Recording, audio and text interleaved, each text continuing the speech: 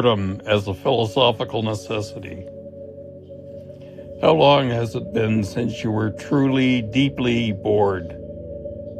Not waiting for a notification, not half watching something, not scrolling, just sitting, with nothing, with your own thoughts and nowhere to send them.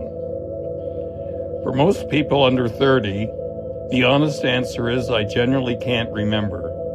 And two of the greatest philosophical minds in Western history would say that is one of the most dangerous sentences of our time.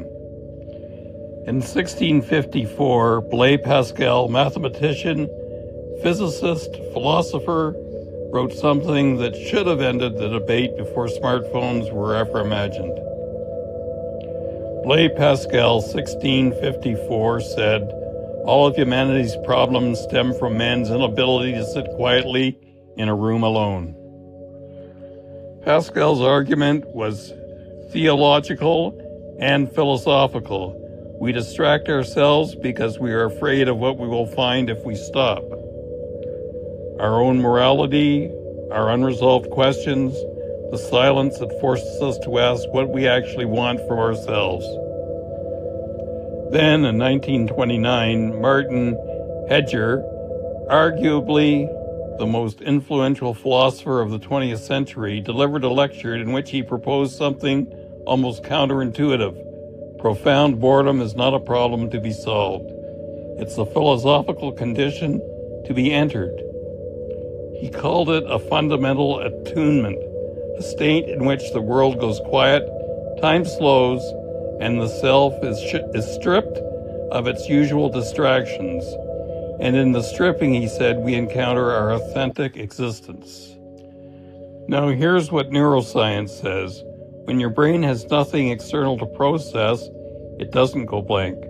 It activates what researchers call the default mode network, a set of brain regions that light up during rest, daydreaming, and unstructured thought. And this network is not idle. It's doing some of the most important cognitive work of your life. The default mode network is associated with autobiographical memory, future planning, creative insight, empathy, and self-reflection. A 2012 study in philosophical science found that people who daydream during a mundane task perform significantly better on subsequent creative problem-solving tests than those who stayed focused. Boredom, in other words, is the brain's creative recharge cycle. It is when loose connections are made, when the unconscious processes what the conscious mind is too busy to notice, when the answer to the question you've been stuck on for a week suddenly arrives in the shower. That's the default mode network doing its job. The shower worked because you stopped trying. And we have systematically destroyed the conditions for it. The average person now checks their phone 96 times per day. That's once every 10 minutes. Every cue, every commute, every 30-second gap in conversation has been filled. The default mode network never gets to run its program. The shower revelation never comes. The creative insight waits for a gap that no longer exists. A 2014 study at the University of Virginia found that when given the choice between sitting quietly for 6 to 15 minutes or administering electric shocks to themselves, 67% of men, 25% of women chose the electric shock.